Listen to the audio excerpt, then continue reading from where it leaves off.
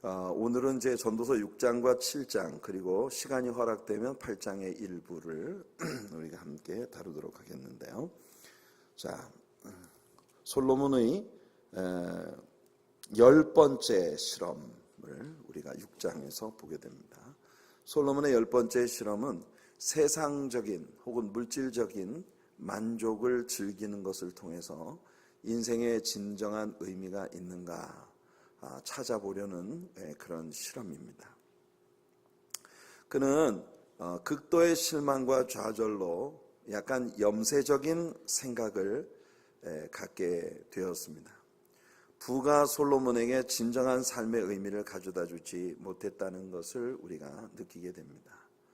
자, 6장이요. 1절부터 3절까지 말씀인데요. 같이 한번 우리가 읽어보겠습니다. 1절과 2절을 먼저 읽어볼게요. 시작. 내가 해 아래서 한 가지 불행한 일이 있는 것을 보았나니 이는 사람의 마음을 무겁게 하는 것이라.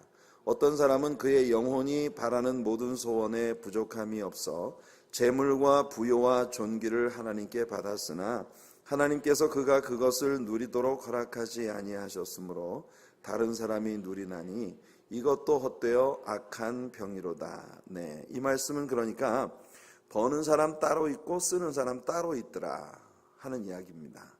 어떤 사람은 열심히 재물을 받았고 부귀와 존귀를 받았는데, 그런데 하나님께로부터 얻기는 했지만 이것을 누리도록 하는 복은 받지 못했더라. 그래서 이 사람이 그걸 고스란히 남겨놓고 가니까 다른 사람이 그거를 다 누리더라는 것입니다. 이것이 버는 사람 따로 있고 쓰는 사람 따로 있더라. 여러분들 버는 축복도 많이 받으시고 버는 것을 하나님의 영광을 위해서 쓰는 복도 많이 받으시기 바랍니다. 무슨 뜻인지 잘 모르시더라도 일단 아멘 해두세요. 굉장히 좋은 겁니다. 그러니까 버는 복도 받으시고 쓰는 복도 받으시기를 바라요.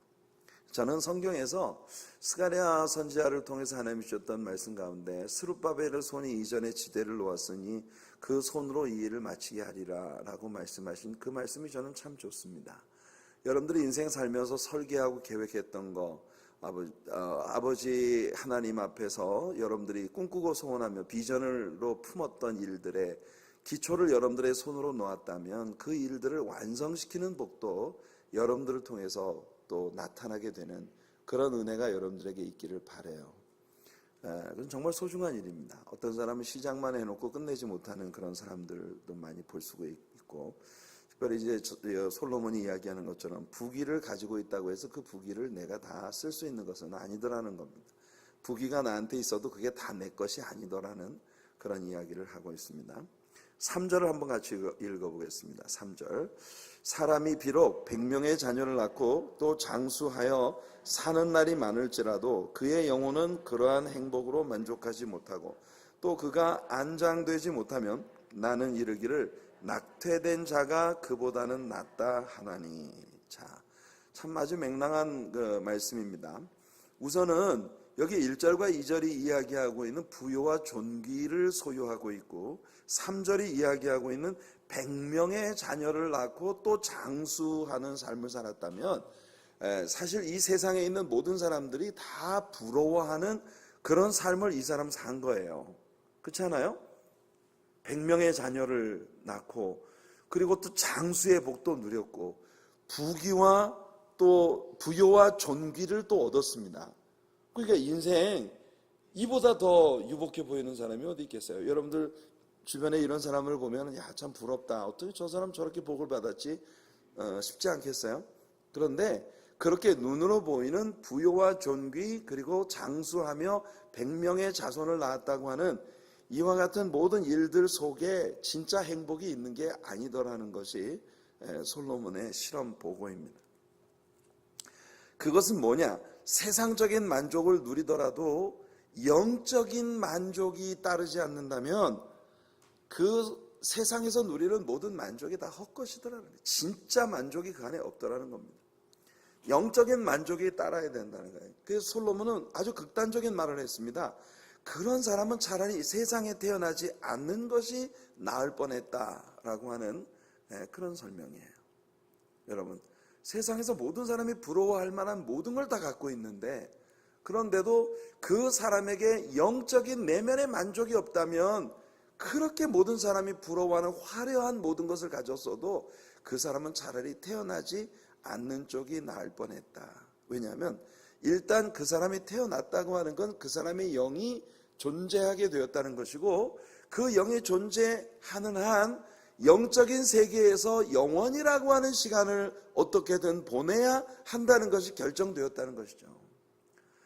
눈으로 보기에 이 세상의 모든 사람이 부러워할 만한 모든 걸 다 얻었어도 영적인 하나님과의 교제와 만남, 그리고 영적인 복을 얻지 못했다면 이 사람이 세상에서 누리는 떵떵거리고 산 그게 아무리 화려해도 이 사람은 차라리 태어나지 않는 것이 나을 뻔했다. 한 사람이 이 세상에 존재한다고 하는 건 굉장히 무거운 일이라는 걸 솔로몬은 여기서 느끼고 있는 겁니다. 여러분, 이 인생을 가볍게 생각하지 마세요. 우리들 한 사람 한 사람이 이 세상에 존재한다고 하는 건 우리들 모두에게 이터니티가 기다리고 있다는 걸 이야기합니다. 그러니까 이 땅에서 몇 년 살고 죽는 것이 전부가 아니기 때문에 한 사람이 이 세상을 산다는 건 굉장히 무거운 일이에요. 여러분들이 잠시 세상을 살고 그냥 끝나는 게 아니라 영원이라는 시간을 어디선가 어떻게 보내야 되기 때문에 그걸 결정할 수 있는 찬스가 몇 년 안 되는 이 육체 속에 살아가는 삶 속에 모든 기회가 거기에 다 주어져 있기 때문에, 여러분, 세상 모든 사람들이 부러울 만한 모든 것을 갖고 있으면서도 차라리 나지 않았으면 좋아할 뻔했다 라고 하는 그런 평가를 하나님 앞에 얻게 된다면 참 불행한 일이죠. 여러분들, 신약 성경에서 예수님께서 넌 태어나지 않았으면 좋았을 뻔했다라고 말한 사람이 있습니다. 그게 누구죠? 가룟 유다 아닙니까? 마태복음 26장 24절을 보시면 인자는 자기에 대하여 기록된 대로 가거니와 인자를 파는 그 사람에게는 화가 있으리로다. 그 사람은 차라리 태어나지 아니하였더라면 제게 좋을 뻔하였느니라. 그 사람은 아예 존재하지 않았더라면 좋을 뻔했다. 왜? 한번 존재하는 한 그 사람에게 주어진 그 eternal destiny, 이 영원한 그의 삶의 목적지가 굉장히 무거운 일이라는 거예요.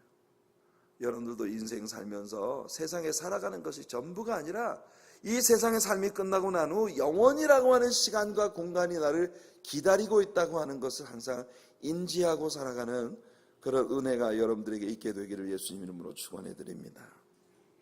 자, 4절부터 9절까지 같이 한번 읽어볼까요? 4절부터 9절. 낙태된 자는 헛되이 왔다가 어두운 중에 가매 그의 이름이 어둠에 덮이니 햇빛도 보지 못하고 또 그것을 알지도 못하나 이가 그보다 더 평안합니다. 그가 비록 1000년의 갑절을 산다 할지라도 행복을 보지 못하면 마침내 다 한 곳으로 돌아가는 것뿐이 아니냐. 사람의 수고는 다 자기의 입을 위함이나 그 식욕은 채울 수 없느니라. 지혜자가 우매자보다 나은 것이 무엇이냐. 살아있는 자들 앞에서 행할 줄을 아는 가난한 자에게는 무슨 유익이 있는가. 눈으로 보는 것이 마음으로 공상하는 것보다 나으나 이것도 헛되어 바람을 잡는 것이로다. 자, 여기에 이중적인 교훈이 있습니다. 우선 눈으로 보는 것이 심령의 공상보다, 마음속으로 공상하는 것보다 낫다는 것은 하나님께서 자신에게 주신 것을 만족스럽게 바라보는 것이 자신이 가지지 못한 것을 매일 꿈꾸며 불만 속에 살아가는 것보다는 낫다는 의미입니다. 그러나 이것도 헛되어 바람을 잡으려는 것이라 라고 하는 것은 우리 신자들에게 있어서는 그것이 꼭 그것만이 진리는 아니더라는 거예요. 그러면 신자가 추구해야 할 것은 무엇이라는 말입니까? 그것은 이 땅에서 내가 손에 잡는 것이 아니라 장차 올 것, 하나님의 나라와 그 영광에 대해 믿음으로 사는 것이 훨씬 낫다는 것이 솔로몬의 결론입니다. 고린도후서 4장 17절과 18절에서 바울이 말하죠. 우리가 잠시 받는 환난의 경한 것이 지극히 크고 영원한 영광에 중한 것을 우리에게 이루게 하느니 우리가 주목하는 것은 보이는 것이 아니요 보이지 않는 것이니 보이는 것은 잠깐이요 보이지 않는 것은 영원함이라. 어떤 사람은 자기가 꿈꾸는 걸 다 얻고 세상에 사는 사람들이 있더라는 거예요. 그러니까 마음으로 공상만 하면서 내가 그걸 가지지 못했다는 것에 늘 불만하며 살아가는 것보다는 내가 꿈꾸던 것들을 내 손으로 잡을 수 있는 것이 좋기는 하겠으나 그게 전부는 아니더라는 거예요. 세상에 많은 크리스찬들이 자기들이 이 세상에서 남들이 부러워하는 그런 어떤 것도 누려보지 못한 채 세상을 떠나는 사람들도 많이 있다는 것입니다. 하지만 우리가 예수님을 믿고 예수님을 믿는다는 것 때문에 포기해야 되는, 내려놓아야 되는 그 수많은 것들에 대한 아픔이 우리들에게 있을지라도 그것은 장차 우리가 받게 될 영원이라는 시간 속에서 얻게 될 하나님의 선물에 비하면 아무것도 아니더라는 거예요. 다가오게 될 영원한 것을 얻기 위하여, 그래서 바울은 말합니다. 우리가 주목하는 것은 보이는 것이 아니요 보이지 않는 것이니 보이는 것은 잠깐이요 보이지 않는 것은 영원합니다. 성도 여러분, 하나님 앞에서 영원히 존재하는 것들을 볼 수 있는 눈을 뜨게 되기를 예수님 이름으로 축원해 드립니다. 영원히 존재하는 것이 뭔가요? 하나님의 나라와 그 영광을 바라보며 살아야 한다는 것입니다. 그것이 신자의 덕이고 그것이 신자가 바라보며 살아야 할 인생의 목표입니다. 세월이 아무리 바뀌고 시간이 아무리 지나도 크리스천들의 본연의 행복은 이 땅에 있는 것이 아니라 다가올 나라의 영원한 가치를 지닌 것들에 있어야 한다는 거예요. 여러분들의 시선이 항상 주님의 손에 붙들린 그것을 바라보는 것에 머물러 있는 우리 성도님들 되시기를 예수님 이름으로 축복해 드립니다. 아멘.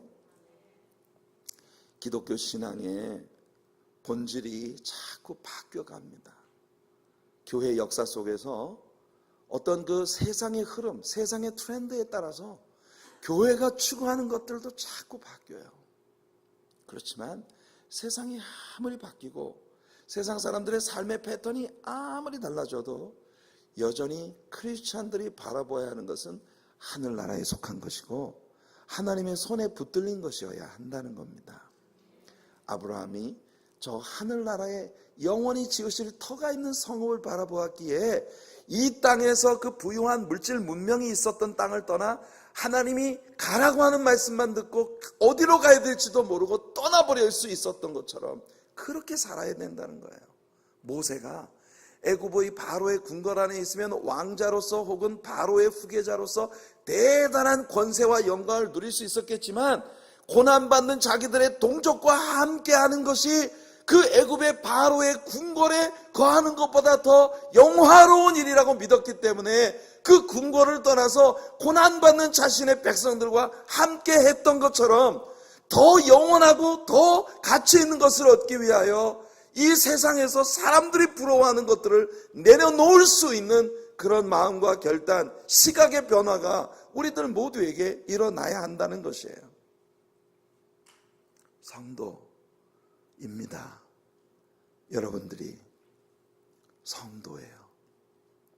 아멘. 그러니까 우리들에게 그런 변화가 정말 있어야 합니다.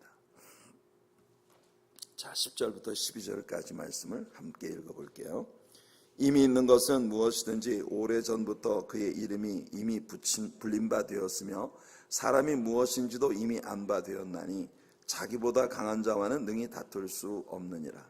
헛된 것을 더하게 하는 많은 일들이 있나니 그것들이 사람에게 무슨 유익이 있으랴. 헛된 생명의 모든 날을 그림자같이 보내는 일평생에 사람에게 무엇이 낙인지를 누가 알며 그 후에 해 아래에서 무슨 일이 있을 것을 누가 능히 그에게 구하리요. 전도자는 인간의 삶을 헛된 생명의 모든 날을 그림자같이 보내는 그런 평생이라고 묘사하고 있습니다. 인간의 삶은 사실 그림자처럼 순식간에 지나가 버리는 것으로 거기에 소망을 둘 수 없다는 것이에요. 욥도 비슷한 말을 했습니다. 욥기 14장 1절과 2절을 보면 여인에게서 태어난 사람은 생애가 짧고 걱정이 가득하며 그는 꽃과 같이 자라나서 시들며 그림자같이 지나가며 머물지 아니하거늘. 그렇게 허무한 이생의 삶만을 바라보면서 추구하면서 그 허무하게 그림자처럼 지나갈 아침 안개에 사라짐같이 사라져갈 그러니 세상의 것들만을 쫓아다니며 여러분들의 인생을 사시겠습니까? 그것이 얼마나 허무한 일인가 하는 것을 솔로몬은 고백합니다. 사실상 이 세상에서의 부와 세속적인 즐거움에 대해 솔로몬만큼 누릴 수 있는 사람은 세상에 없습니다. 그렇게 모든 것을 다 가져본 사람이 우리한테 얘기해 주고 있어요. 그거 다 잡아봤자 영적인 만족이 그 내면에 들어있지 않다면 다 헛것이더라. 근데 그거 헛것인지 아닌지 난 끝까지 해봐야겠어. 여러분들이 그렇게 굳이 솔로몬이 우리 대신 다 실험을 해보고 실험해봤더니 이렇더라 라고 얘기해 주는 걸 들으실 수 있는 여러분들 되시기를 바랍니다. 그 솔로몬처럼 나도 실패할 망정 끝까지 한번 해봐야 되겠어 라고 생각하는 그런 분들이 되지 않으시기를 바라요. 자, 7장으로 들어갑니다. 7장은 이제 7장부터 12장까지는요 도덕성을 통한 실험입니다. 이 솔로몬의 마지막 11번째 실험이 이제 이루어집니다. 여러분, 지금까지 솔로몬은 여러 가지 다양한 것들을 가지고 실험을 해보았어요.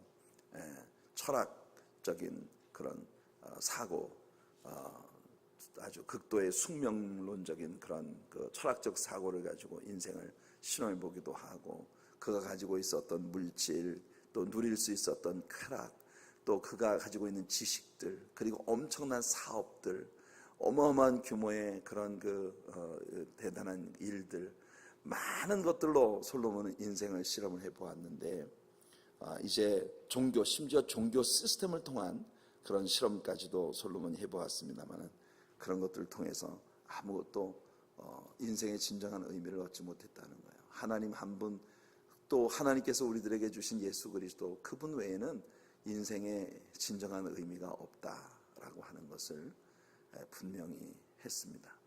오늘 우리 김남구 집사님께서 대표 기도를 하실 때 제가 이 기도에 함께 참여하면서 너무 마음이 뜨거워지고 참 감사했어요. 어쩌면 저렇게 꼼꼼하게 기도를 하실까. 우리가 기도해야 할, 함께 기도해야 할 그런 함께 기도해야 할 모든 것들을 아주 꼼꼼하게 기도 가운데서, 저는 우리 교회 성도님들이 장로님들, 권사님들, 집사님들 이렇게 대표 기도 하실 때 보면 기도를 참 정말 아주 오밀조밀하게 잘 조직하시고 잘 하신다, 이런 그 생각이 듭니다. 그러니까 그 기도 속에 담겨진 진실성과, 그리고 근자에 우리가 배우고 있는 것들을 꼼꼼하게 뒤돌아보면서 우리들의 삶에서 구해야 할 것들을 아주 이렇게 구하시는 그런 기도, 오밀조밀하게 드려지는 그런 기도가 참 너무 행복하게 느껴집니다. 그런 기도로 함께 예배를 한다는 것이 참 행복하게 느껴지는 그런 기도였어요. 지난 주일 아침 우리가 배웠던 말씀이 그거 아닙니까? 솔로몬은 자기 나름대로의 수준이 있었어요. 자기 나름대로의 스탠다드가 있었어요. 자기 표준에 맞는 의와 악에 대한 것들을 규명하고, 자기 표준에 따라서 악을 악이라 비평하고, 선을 선이라고, 의라고 생각하면서 따라갔지만, 그것이 절대 의가 아니었고 절대 악이 아니었기 때문에 결국 이상한 결론에 봉착했던 걸 우리가 보았습니다. 지나치게 의인도 되지 말고 지나치게 악인도 되지 마라. 지나치게 의인이 되는 건 너무 피곤한 일이고, 지나치게 악인이 되는 건 잘못하면 맞아 죽는다. 그러니까 적절하게, 적당하게. 얼마나 여러분 많은 크리스천들이 아직도 솔로몬의 그 실험의 자리에 머무르고 있어요. 그러니까 많은 신자들이 적당한 신앙생활에 머무르려고 하는 이런 생각을 하고 있다는 겁니다. 적당한 신앙생활. 문제는 뭐냐면 솔로몬이 그토록 희구했던 의와 지혜와 구원과 거룩함이 뭐냐는 거예요. 바로 예수님이라는 겁니다. 그것이 신약 성경에서 바울 사도에 의해서 아주 정확하게 선포가 됐다는 거죠. 그래서 솔로몬이 그의 실험을 통해서 진정한 만족을 얻을 수 없었던 이유가 뭐냐? 그는 아직 예수님을 알지 못했기 때문이었다. 우리는 해답을 얻은 사람들입니다. 예수 그리스도 안에만 진정한 솔로몬이 추구했던 진정한 의가 있고, 진정한 악에 대한 판단이 있고, 그리고 하나님을 참으로서 경외하는 그런 삶의 가능성이 있다는 거예요. 그래서 우리 오늘 이 시대를 살고 있는 크리스천으로서의 우리들은요, 예수밖에 없습니다. 죽으나 사나 예수님 붙잡고 예수님 안에 머물러야 하고 예수님께로부터 배워야 하고 성령의 능력으로 날마다 예수 그리스도를 닮아가는 영적인 열정이 식을 수 없는 그런 신자들로 살아야 된다는 거예요. 그래서 우리가 지금 정말 신앙생활을 잘하고 있는 것인가? 얼마나 가슴 뜨겁게 우리 인생을 한 번 더 돌아봐야 된다고 외쳤습니까? 솔로몬은 그의 모든 실험들을 통해서 얻고자 하던 것들을 얻지 못했던 이유가 뭐냐면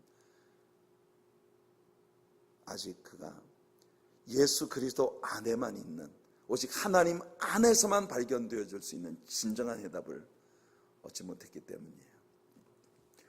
돌아오는 주일날 우리는 솔로몬이 비로소 발견하게 된 인생의 진짜 의미를 전도서의 마지막 결론으로 우리에게 들려주는 걸 듣게 될 것입니다. 기대하시라. 개봉 박두. 돌아오는 주일날 설교를 여러분들이 꼭 놓치지 마시길 바랍니다. 이런저런 다양한 것들을 통해서 실험을 한 끝에 그러면 솔로몬이 생각하는 것은 뭐냐? 마지막으로 good life라도 살아보자. 모든 사람들 앞에 그냥 저 사람 인생을 잘 살았어 라고 말할 수 있는 그런 선한 삶, 착한 삶, 도덕성을 통한 그의 인생의 마지막 11번째 실험을 한번 해보겠다는 것입니다. 그 라이프가 되게 만들려고 하는 모랄리티, 도덕성을 가진 삶으로 자신의 삶을 채워서 거기에서 만족을 찾을 수 있는지 실험하기 시작합니다. 그래서 솔로몬은 먼저 아름다운 이름을 남기는 삶에 대한 흠모함을 고백합니다. 1절 보세요. 같이 읽을게요. 좋은 이름이 좋은 기름보다 낫고 죽는 날이 출생하는 날보다 나으며.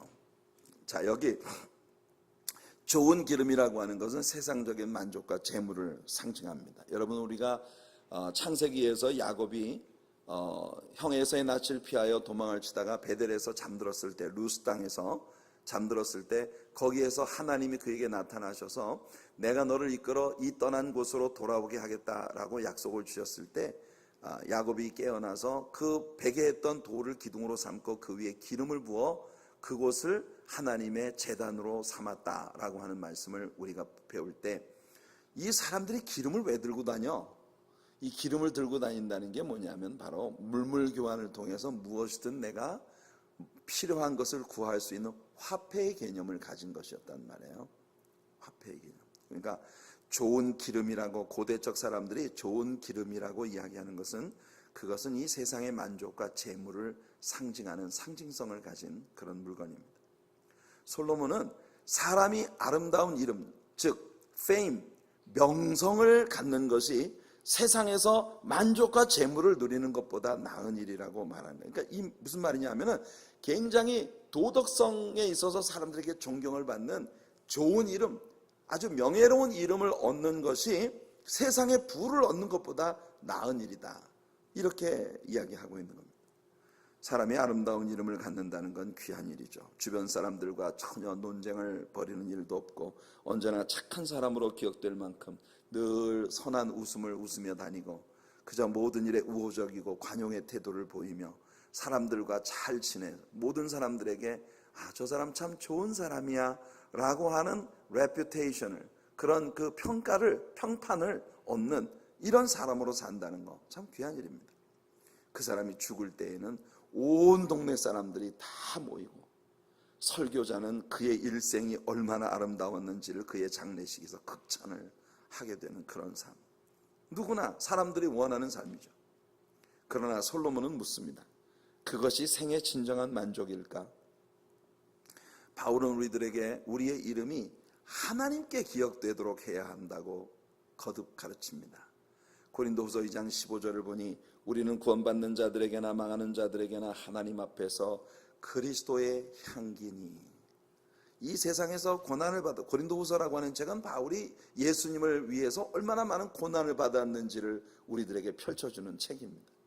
그런데 그렇게 우리의 겉사람은 날로 날로 후패하지만 우리의 속은 날로 새롭다는 고백이 바로 고린도후서의 핵심 아닙니까?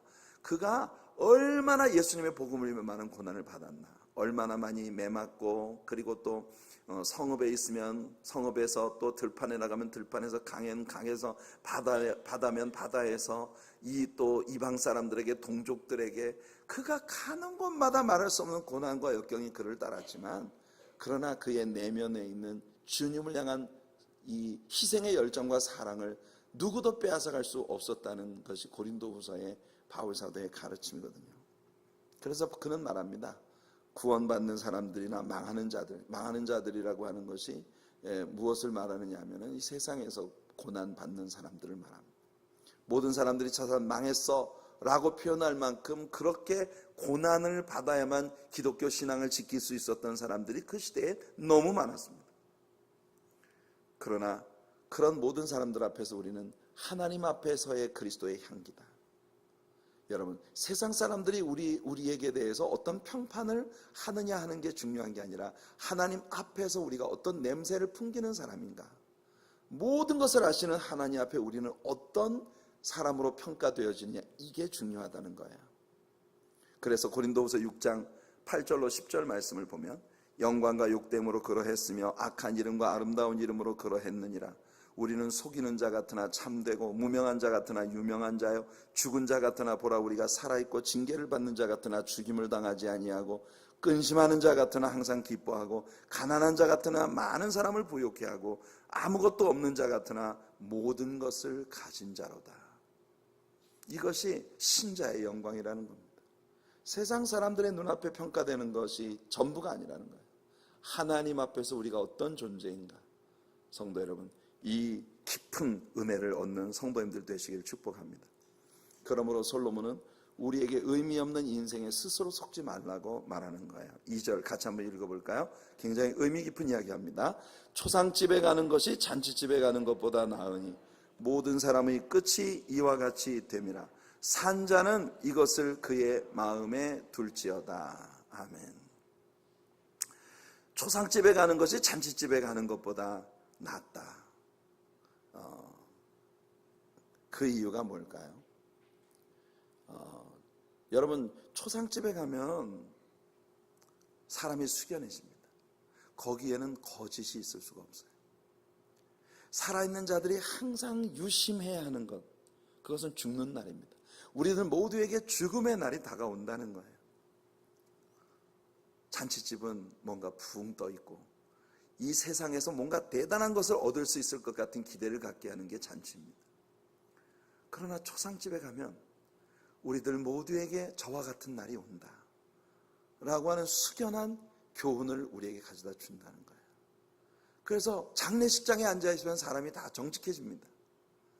장례식장에 앉아있으면 사람들이 다 겸손해집니다. 그렇지 않습니까? 그래서 초상집에 가는 게 잔치집에 가는 것보다 낫다고 말해요. 오늘날 소위 하이클래스에 속한 사람들의 삶의 유희를 생각해 보세요. 그들은 여러 가지 종류의 클럽을 만들고 협의회를 만듭니다. 그래서 유명 인사들을 초청해다가 강연을 듣습니다. 연사들은 공해 문제에 대해서 열띤 강연을 합니다. 그리고는 그 구성원들은 최고의 감명을 받았다고 갈채를 아끼지 않습니다. 그러나 그들이 경영하는 회사에선 여전히 강물을 향해, 바다를 향해, 공중을 향해 몰래 산업 공해물들을 쏟아내죠. 다음번 모임에서는 이 사회적인 문제에 대해서 강의를 듣습니다. 마찬가지로 그들은 큰 감명을 받았다고 말하지만 그들의 삶에는 변화가 없습니다. 여전히 노동자들은 착취되고 기회의 불균형은 그들이 경영하는 사업체 안에서 계속되고 있는 것이죠. 그것이 솔로몬의 논조입니다. 그렇게 사람들이 허무맹랑하게 자신의 외형을 사람들에게 거창하게 꾸미며 살 수 있지만 장례식장에 가보면 우리들 모두가 저렇게 빈손으로 벌거벗고 저 자리에 누워 있어야 할 날이 온다는 것을 알게 하고, 그래서 사람이 숙연해지게 된다는 것이. 그래서 솔로몬은 의미심장한 말을 합니다. 3절 보세요. 3절. 슬픔이 웃음보다 나음은 얼굴에 근심하는 것이 마음에 유익하기 때문이니라. 여러분, 마음에 심사숙고하며 사는 것이 단순한 쾌락으로 말초신경을 자극하는 일에나 심취하며 살아가는 것보다 낫다는 거예요. 바울도 같은 말을 합니다. 디모데전서 5장 6절에 향락을 좋아하는 자는 살았으나 죽었느니라. 여러분들, 이 세상에 일신의 향락을 위해서 사는 것이 아니라 영원한 가치를 지닌 것들을 위해 심사숙고하며 살아가는 그런 은혜가 여러분들에게 있기를 축복합니다. 그래서 솔로몬은 이렇게 계속합니다. 4절부터 7절까지 같이 한번 읽어볼게요. 지혜자의 마음은 초상집에 있으되 우매한 자의 마음은 혼인집에 있느니라. 지혜로운 사람의 책망을 듣는 것이 우매한 자들의 노래를 듣는 것보다 나으니라. 우매한 자들의 웃음소리는 솥 밑에서 가시나무가 타는 소리 같으니 이것도 헛되니라. 탐욕이 지혜자를 우매하게 하고 뇌물이 사람의 명철을 망하게 하느니라. 이 구절들은 마치 잠언서의 한 부분을 읽는 것 같은 아주 주옥 같은 그런 그 언어의 정말 잔치입니다. 지혜자의 마음은 초상집에 있으되 우매한 자의 마음은 혼인집에 있다. 지혜로운 사람도 지나친 탐욕을 품으면 우매자가 되고 지나친 뇌물과 간신배들의 웃음 또한 사람의 명철을 망하게 만듭니다. 솔로몬은 이 우매한 자들의 웃음소리가 솥 밑에서 가시나무 타는 소리 같다. 참 대단한 표현입니다. 여러분, 솥에 있는 것을 펄펄 끓게 만드는 맹렬히 타오르는 불꽃 속에서 타닥타닥 소리를 내면서 타들어가는 그런 가시나무처럼 여러분, 세상에서 사람들이 얻고자 몸부림치는 욕심들, 탐욕들, 이런 것들이 지혜자를 우매하게 만들고 뇌물이 사람의 명철을 망하게 한다라고 말하고 있는 것입니다. 그래서 8절부터 10절까지 말씀을 볼게요. 일의 끝이 시작보다 낫고 참는 마음이 교만한 마음보다 나으니 급한 마음으로 노를 바라지 말라. 노는 우매한 자들의 품에 머무름이니라. 옛날이 오늘보다 나은 것이 어찌미냐 하지 말라. 이렇게 묻는 것은 지혜가 아니니라. 과거를 지나치게 미화하고 그 일에만 집착하는 것은 아무 소용이 없는 쓸모없는 짓입니다. 이미 흘러가 버린 물로는 물레방아를 돌릴 수 없다. 너무나 당연한 말 아닙니까? 오히려 성도는 과거를 바탕으로 미래를 바라보는 능동적인 삶의 모습을 추구하는 그런 아름다움을 가진 사람들이 되어야 합니다. 그래서 빌립보 3장 13절과 14절에 바울이 말하기를 형제들아 나는 아직 내가 잡은 줄로 여기지 아니하고 오직 한 일, 즉 뒤에 있는 것은 잊어버리고 앞에 있는 것을 잡으려고 표대를 향하여 그리스도 예수 안에서 하나님이 위에서 부르신 부름의 상을 위하여 달려가노라. 여러분, 이런 진취적인 기상이 여러분들에게 있기를 축복합니다. 지나간 과거에 내가 얼마나 좋은 신앙인이었는지, 지나간 과거에 우리들에게 얼마나 많은 은사들이 나타났는지 이런 것들을 이야기하는 건 아무 소용이 없습니다.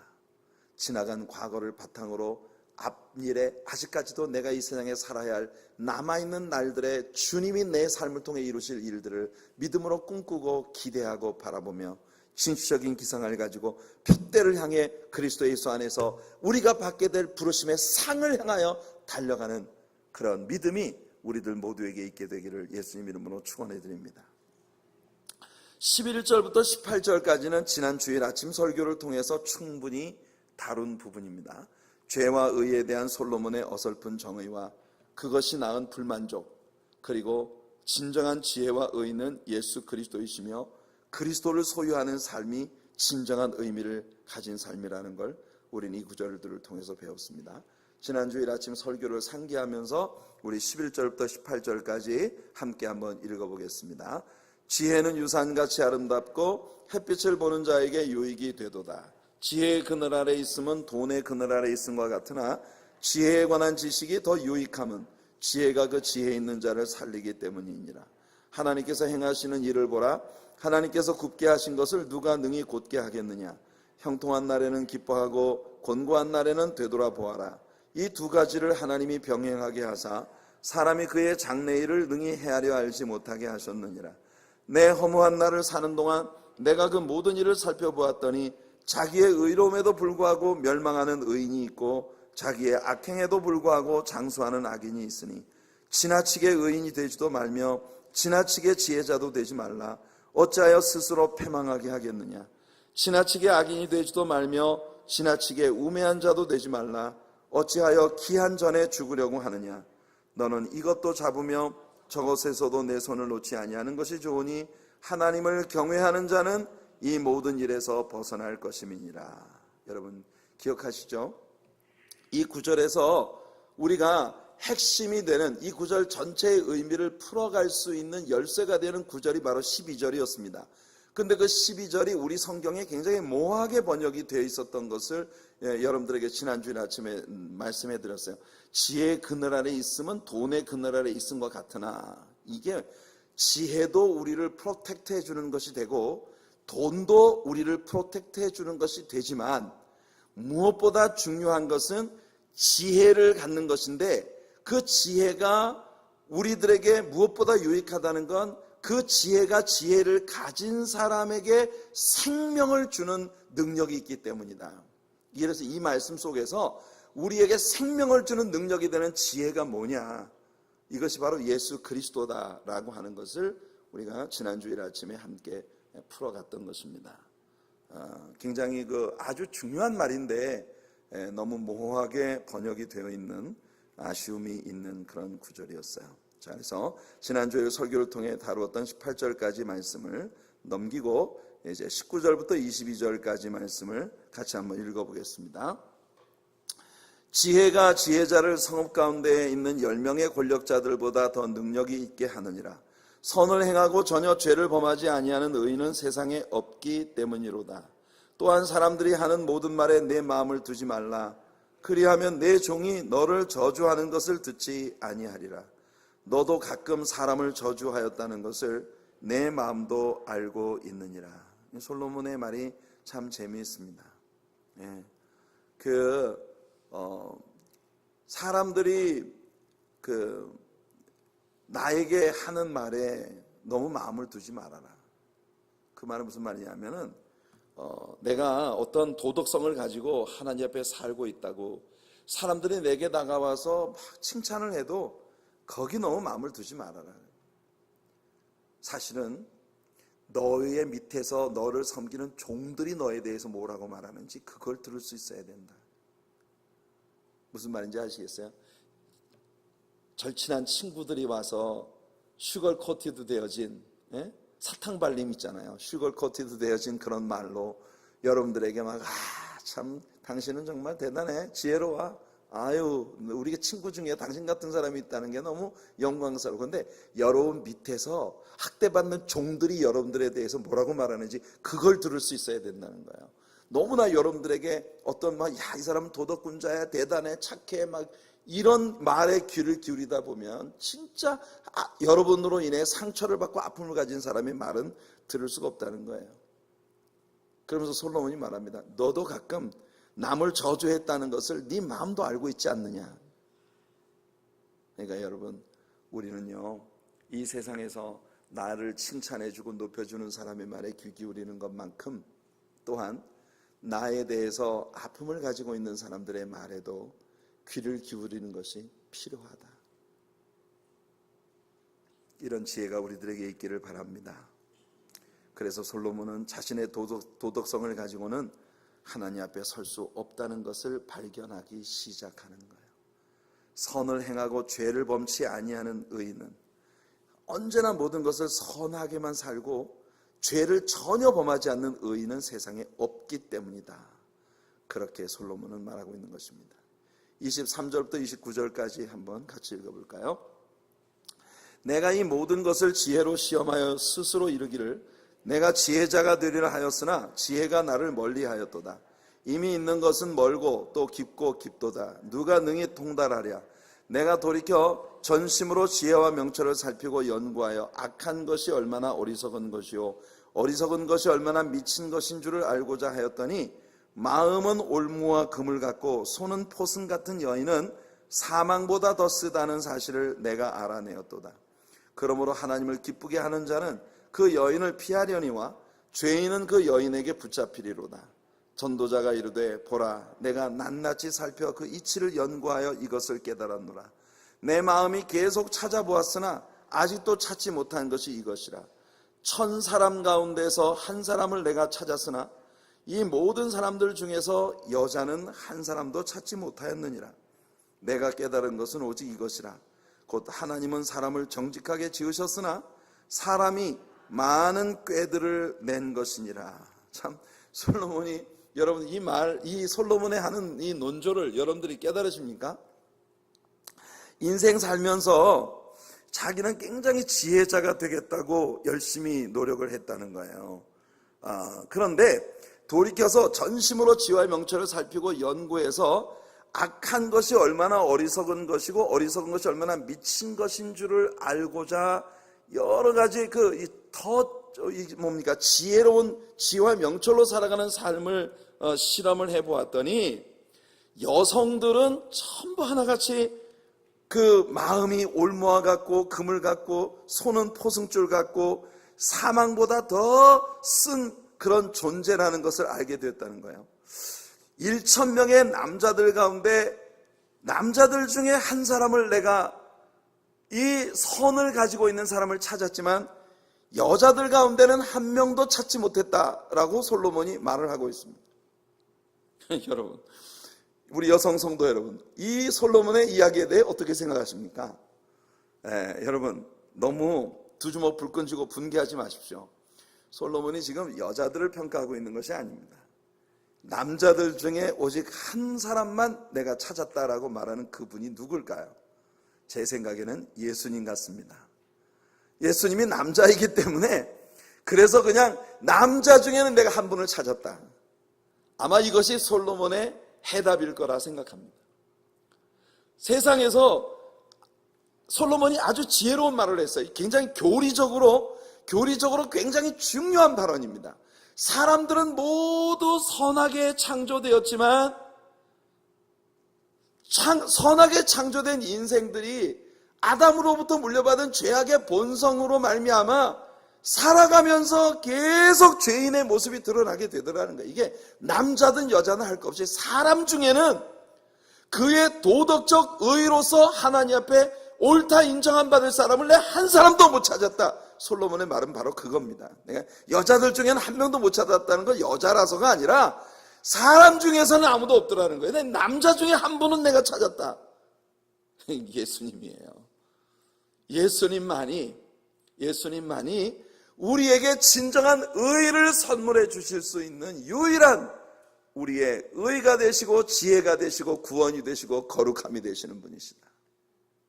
아멘. 그것이 전도서 7장에 솔로몬이 우리들에게 얘기해 주고 있는 이야기예요. 여러분, 지난 주일 아침에 우리가 배웠던 말씀이 어떤 줄기를 가지고 있는지 여러분들이 아마 기억하실 것입니다. 자, 8장으로 들어가 볼게요. 얼마나 우리가 더 할 수 있을지 모르겠지만 조금 더 해봅시다. 의와 악의 모호한 기준에 대하여 이제 그 도덕성의 실험의 연장선상에서 의와 악의 모호한 기준에 대하여 솔로몬이 이야기합니다. 스스로 착하게 사는 사람이라고 생각하면서도 사실은 그 착하다는 기준 자체가 모호한 그런 사람에 대한 관찰입니다. 솔로몬은 사실상 의와 악에 대한 개념의 차이가 모호하다는 생각에 다다르게 됩니다. 자, 1절 보세요. 누가 지혜자와 같으며 누가 사물의 이치를 아는 자이냐? 사람의 지혜는 그의 얼굴에 광채가 나게 하나니 그의 얼굴의 사나운 것이 변하느니라. 우리는 잠언서를 공부하면서 그리고 전도서에 들어와서도 계속 지혜가 그리스도의 많은 이름들 중 하나라는 것을 거듭거듭 배우고 있는 것이에요. 솔로몬은 진정한 지혜를 가진 자는 얼굴에 광채가 나고 그 얼굴에서 싸나운 빛이 다 사라져버린다고 말했습니다. 성도 여러분, 매일 아침마다 여러분 거울을 보세요. 여러분 얼굴에 아직도 싸나운 빛이 남아있다면 여러분 그리스도를 좀 더 열심히 바라보셔야겠습니다. 제가 이렇게 이야기하면 여러분들은 어떤 생각을 하시나요? 여러분들의 얼굴에 아직도 싸나운 빛이 남아있다면 예수님을 좀 더 많이 바라보셔야 할 것 같아요. 여러분들이 아마 그렇게 말씀하시고 싶을 거예요. 목사님도 거울 좀 보시죠. 이렇게. 네, 그렇습니다. 우리가 피차 우리 모든 사람들이 예수 그리스도를 닮아가기 위해 그분의 얼굴을 대하는 것이 우리들에게 무엇보다 필요한 일이다 라고 하는 걸 우리 모두 느끼고 있죠. 모세가 40일 동안 하나님을 대면하고 하나님과 교제하고 내려올 때 그 얼굴에서 빛나던 광채, 캐란, 뿔이 아니고 카란, 광채입니다. 우리는 그 얼굴에 광채가 나야 되는데 미켈란젤로가 라틴어 성경에서 잘못 번역된 캐란이라고 하는 것을 보고 이것을 모세의 석상에 얼굴에 뿔을 만들었어요. 우리는 얼굴에 뿔이 나면 안 되고 광채가 나야 됩니다. 빛난 광채. 사실 모세는 그 광채가 좀 있으면 사라져 버릴 것이라는 걸 알기 때문에 좀 있으면 사라져 버릴 것에 사람들이 치심하지 않게 하기 위해 얼굴에 베일을 썼습니다. 그러나 바울은 우리들에게 말합니다. 우리는 그 얼굴의 베일을 다 벗겨버리고 우리 예수님과 얼굴과 얼굴을 대해볼 수 있는 그런 위치에 서 있는 사람들이라는 걸. 할렐루야. 그러니 여러분 날마다 말씀을 묵상하고 기도하고 예배하며 늘 예수님을 바라보는 그런 삶이 우리들의 것이 되기를 바랍니다.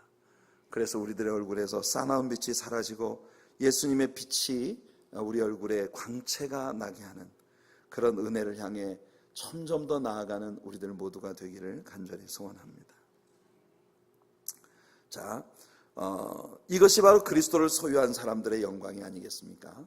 진정으로 그리스도를 소유한 사람들, 그는 얼굴뿐만 아니라 그 삶에서도 광채가 나는 그런 진정한 변화를 가진 사람들이 될 수 있는 것이겠죠. 우리들에게 이런 변화가 나타날 수 있게 되기를 바랍니다. 자, 여기서 솔로몬은 왕의 권위에 대해서 이야기합니다. 2절 보세요. 내가 권하노라 왕의 명령을 지키라 이미 하나님을 가리켜 맹세하였음이니라. 정치적인 권세도 하나님의 계획에 의해서 주어지는 것이라는 게 성경적인 견해입니다. 그래서 바울도 위에 있는 권세들에게 복종하라고 우리들을 가르치고 있어요. 왜냐하면 모든 권세들마다 하나님이 세우지 않은 자가 없다라고 말하고 있기 때문입니다. 그래서 솔로몬이 이미 하나님을 가리켜 맹세했다는 것은 무슨 말이냐면은 권력을 가진 자가 세워질 때에는 그 권력을 가진 자를 통해 하나님이 일하신다는 것을 인정하기로 결정했다는 거예요. 그러니까 왕의 명령을 지켜라. 그렇게 치리자에게 순종하기로 우리는 하나님께 맹세한 사람들이다. 그러니까 여러분 그리스도인들이 나타내야 할 최고의 덕목 중에 하나는 순종적 성향입니다. 아주 이렇게 치받는 것이 습성인 사람이 되어서는 안 되고 항상 양처럼 순종적 성향을 가지고 이렇게 하나님이 세우신 리더십들에게 순복하는 삶을 살아가는 것이 신자들의 복이다.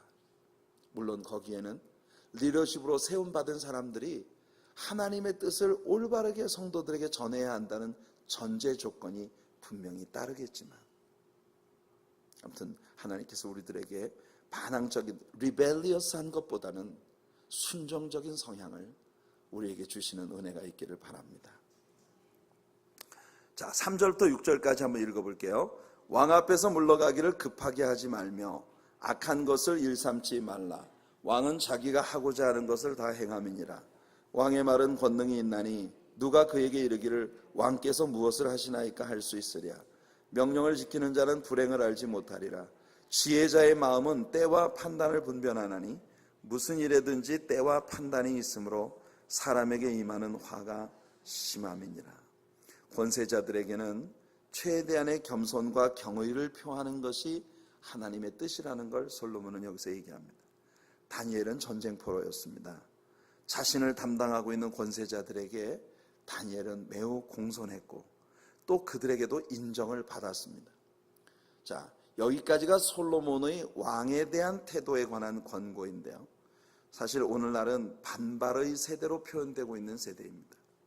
위에 있는 권세에 대해 노골적인 불만과 반발을 표현하는 사람들이 굉장히 지혜롭고 똑똑한 사람으로 평가를 받고 있는 그런 세상입니다. 하지만 이런 반발적인 태도는 이 사회에 너무나 많은 문제점을 낳고 있는 것이 또한 사실이에요. 자라나는 세대들에게도 우리는 그런 반발적인 삶의 모습을 통해서는 전혀 좋은 교훈을 주지 못합니다. 그렇다고 해서 그리스도인들의 태도가 결코 악에 대하여 굴복하고 맹종하는 태도를 취해야 된다는 것은 아닙니다. 역사 가운데는 악한 왕들이 많이 있었어요. 니므롯을 비롯해서 바로, 느부갓네살, 헤롯, 이런 악한 권세자들이 많이 있었고 그 시대에 그 악한 통치자들에 대해 그 악한 통치자들에 의해서 수많은 악이 자행되어졌다는 것도 사실입니다. 그렇게 완전히 악한 왕들로 치부되지는 않았다 하더라도 사실 인간이 왕이 된다고 하는 것은 심히 어려운 일이고 또 두려운 일입니다. 왜냐하면 왕으로서의 권위를 가진 한 그 사람이 하나님의 대리자의 역할을 하는 것이기 때문이에요. 그래서 솔로몬은 이런 일들도 완전치 못하더라 라고 말하고 있는 것입니다. 그런 관점에서 볼 때 우리 예수님만이 진정한 왕의 왕이십니다. 예수께서 진정한 왕이시라는 가장 강력한 증거는 그분을 섬기는 우리들 모두에게 진정한 자유함을 누리게 하시는 왕이시라는 거예요. 여러분, 예수님은 어떤 그의 손에 들려있는 강압으로 우리를 통치하시는 분이 아니십니다. 우리들의 내면에 깊은 사랑을 주셔서 그 사랑으로 하여금 주님께 순복하게 하는 그런 영광의 왕이시죠. 여러분들 모두의 삶에 영광의 왕 되신 예수님이 여러분들의 소유가 되고 또 여러분들의 통치자로 서게 되는 귀한 역사가 있기를 예수님의 이름으로 축원해 드립니다. 자, 7절부터 11절까지 한번 읽어볼게요. 솔로몬은 그래서 사람이 사람을 다스린다는 것에 대한 불완전성을 묘사하고 있습니다. 7절부터 11절입니다. 시작. 사람이 장래일을 알지 못하나니 장래일을 가르칠 자가 누구이랴. 바람을 주장하여 바람을 움직이게 할 사람도 없고 죽는 날을 주장할 사람도 없으며 전쟁할 때를 모면할 사람도 없으니 악이 그의 주민들을 건져낼 수는 없느니라. 내가 이 모든 것들을 보고 해 아래에서 행하는 모든 일을 마음에 두고 살핀즉 사람이 사람을 주장하여 해롭게 하는 때가 있도다. 그런 후에 내가 본즉 악인들은 장사 지낸 바 되어 거룩한 곳을 떠나 그들이 그렇게 행한 성읍 안에서 잊어버린 바 되었으니 이것도 헛되도다. 악한 일에 관한 징벌이 속히 실행되지 아니하므로 인생들이 악을 행하는 데에 마음이 담대하도다. 이 오늘날의 사회에도 그대로 적용될 수 있는 그런 말씀입니다. 심판이 올바르게 행해지고 있지 않기 때문에 사람들은 더욱더욱 악을 행하게 된다는 거예요. 악이 사람의 마음속에 있기 때문입니다. 우리들의 죄는 예수 그리스도로 말미암아 십자가 위에서 다 용서되었습니다. 그러나 죄를 미워하시는 하나님의 징계가 우리들의 죄에 대하여 반드시 나타납니다. 그러니까 우리는 하나님의 말씀을 부지런히 배우고 성령께 우리들의 삶을 의탁하여 우리 주님의 도우심을 구해야 합니다. 우리의 모든 죄와 연약함과 허물에서 벗어나도 주님께 구해야 하고, 그리고 우리 하나님 앞에 우리가 회개하고 자복하며 주님을 향한 진정한 사랑이 우리들로 하여금 주님께서 싫어하시는 일을 하지 않도록 만드는 성령의 역사하심의 결과로 다가오도록 늘 기도하며 살아야 하는 것입니다. 우리는 바로 오늘이 구원의 날이고 오늘이 은혜를 받아야 할 날이라는 것을 잊지 말아야 합니다. 고린도후서 6장 2절에서 바울이 말하기를 이르시되 내가 은혜 베풀 때 너에게 듣고 구원의 날에 너를 도왔다 하셨으니 보라 지금은 은혜 받을 만한 때요 지금은 구원의 날이로다. 오늘 주께서 우리에게 은혜 베푸시는 날, 주께서 우리들에게 구원을 베푸시는 날, 우리는 그날에 지금 주님의 임재 앞에 앉아 있는 것입니다. 성도 여러분, 우리 모든 연약함을 주님 앞에 내려놓고 하나님의 선과 은혜를 구하며 우리 하나님의 성령의 능력으로 우리들의 내면에 진정한 변화를 주어서 우리 주님을 닮아가는 그리스도인들이 되도록 만들어주시기를 구하며 함께 나아갑시다. 네, 우리 같이 주보의 10페이지에 나와 있는 찬양